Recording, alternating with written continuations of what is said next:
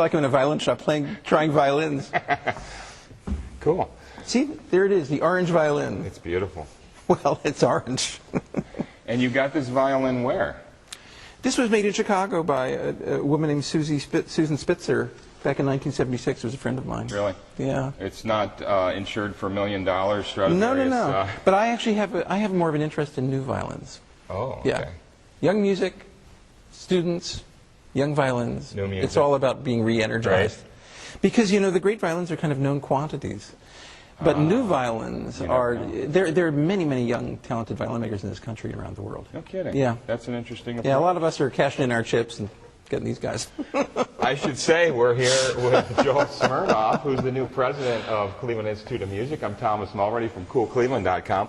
Welcome to Cleveland, first of all. Thank you. Thanks a lot. You've been here for a few weeks now. Been here for a couple of months. Yeah, a couple months. Yeah. Starting to get the lay of the land here, and you visited before. I have been here many times, and my wife went to CIM, did that help influence your decision a little bit? Big time. Yeah? Sure. In what way? We want her to be happy. It's the old story. But, well, she loved Cleveland when she was here. Okay. And I visited Cleveland with her many, many times. So, you know, she's going to be at the school here. She's performing on this stage, actually, this month. That's right. You've got an interesting She's an amazing concert player. Right. She's done a lot of big stuff. Absolutely. Yeah. We're here at Mixon Hall, which is a fabulous new hall here at the Cleveland Institute of Music. You're going to be performing as well with the Juilliard. That's right. November 17th. Is that right? Exactly.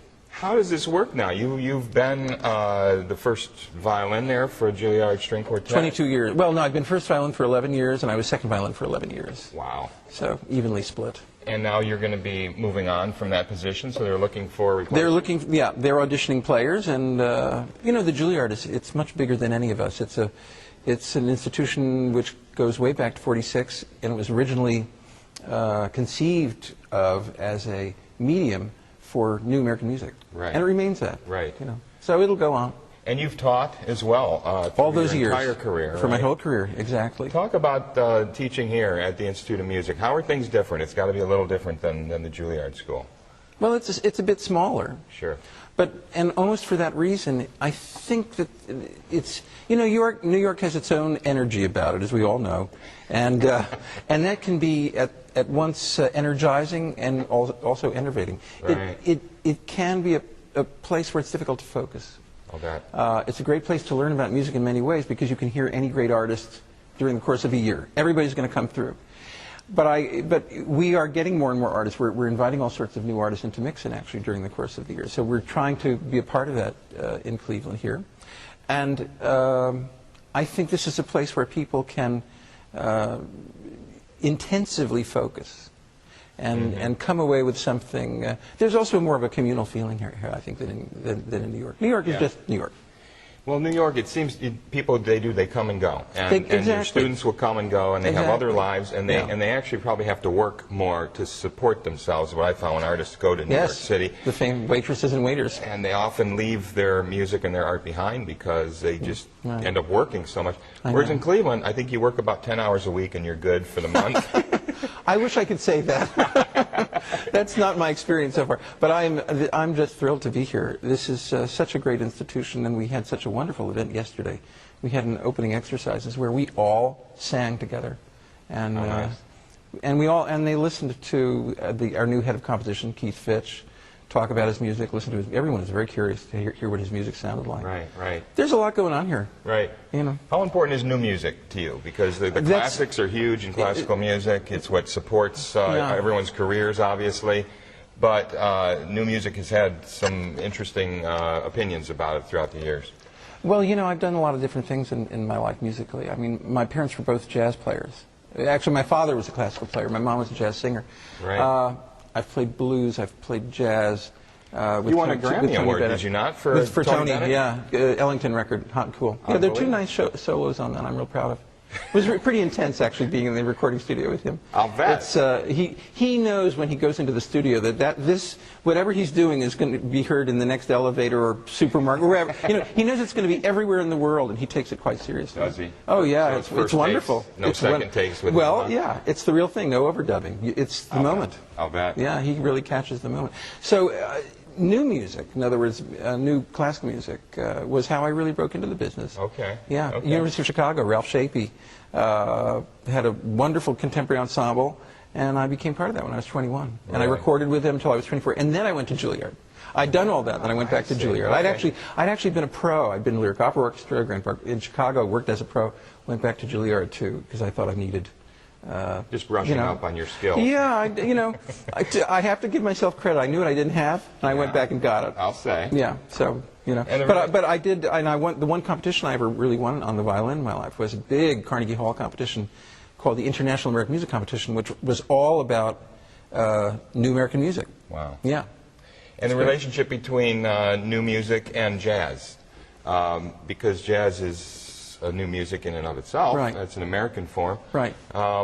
You must see some relationships there, because well, there has been some great cross. We didn't call it crossover. There was something called third stream in the old days. In other words, Gunther Schuller wrote some wonderful pieces for the Modern Jazz Quartet and Orchestra. Billy Taylor wrote a terrific post-bebop piece for the Julliard Quartet and his trio, which we actually performed. Okay. And, yeah, and so of course, it's when you have these cross-fertilizations within music that you get great music. Right. Whether it's the Germans writing Italian music, or the French writing Spanish music, or the German Jews like Gershwin writing jazz music. Yeah. And when cultures come together, then all of a sudden things become kind of timeless. We call it multiculturalism now. Yeah, course, we call it. Yeah, it's been around for a long time. It's been around.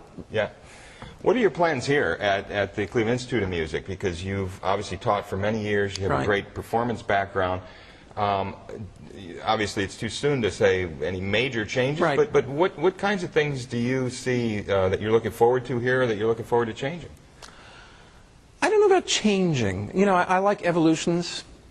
I like us to evolve past war, by the way. That would be a nice thing. Post-war music is... Well, yeah. I mean, music, we sang the Randall Thompson Hallelujah yesterday, and that was written in 1940 during the war. And there's always a war going on. Yeah, that's right. What can I say? But basically, we're trying to foster a feeling of openness about the school, of bringing the community into the school, the school going out into the community and serving it, and of being very much a part of University Circle, which is such a special part of the city. We've been welcome. I mean, they're very welcoming. We really want to be a part of all that's going on here. It's so much exciting interaction between the institutions here. Exactly. And the Euclid Avenue project. So isn't it remarkable? Yeah, it's a fantastic thing. I mean, your response to Cleveland so far versus New York. You said New York, very rich culture. You can see anyone. Cleveland, also very rich in culture. What about the special relationship with the Cleveland Orchestra and so many of the faculty here? Well, that's to a great extent a large part of our faculty. And, I'm meeting with them over there, and we're planning some collaborative events. And we certainly are very grateful for the relationship that we have with them. And I was a big fan of the Cleveland Orchestra back in the Zell days, when, in those days, radio was syndicated all over the country. So I could listen to the Cleveland Orchestra every single week live, which I did. Isn't that interesting? And I knew who all the first chair wind players were here, and I actually got to know the former concertmaster from those days when I was in Boston, because he was teaching at Boston University, Raphael Julliard. But it's one of the great orchestras of the world, and I know they just got fantastic reviews on their Europe tour. You willing to go out on a limb and say that you think they might be the best? I mean, we've been saying it for years, and now you say they're getting great reviews. Well, they're better than a lot of the other Big Five orchestras. Let's put it that way. There's no one better than them. That's right. Well, they were compared very favorably with the Vienna Philharmonic, to the great unhappiness of the Salzburgians. Exactly. So they're on an upswing right now, and I know the orchestra's sounding great with Franz. So And that relationship is very special here at the Institute of Music. Oh yeah. Well, Franz is going to come over. I'm sure I'm sure he'll come over and maybe do a half concert at some point again. And we have Leonard Slatkin coming in this year to celebrate the passing of our former head of composition, Donald Erb. Oh, right. So, yeah, to get back to the new music thing, I am a new music person. That's great. Yeah, and the Juilliard Quartet has always been that. Right. That's how it was conceived, and actually they wanted to hear in my own words at my last rehearsal with them before they accepted me into the group at my audition. They said, "Are you a new music person?" I said, "What are you talking? No, we want to hear it from your own words." Good for I you. said, you know I'm into music. So we're delighted to have Keith Fitch here. He's going to be a great thing for the town. Well, he's a great. very exciting, vital force on the scene, and young, and really terrific composer. Yeah. We are so looking forward to seeing you here, welcoming you here to Cleveland. Do you want to take us out with a little bit of music for a few moments? What would it be? I don't know. I don't know what I would play. Something happy. Sure. Something celebratory. Well, I'll play what I played. It's the Handel Royal Fireworks Music Minuet, which is not written for the violin, but it celebrates the end of a war. Let's hope for the end of a war.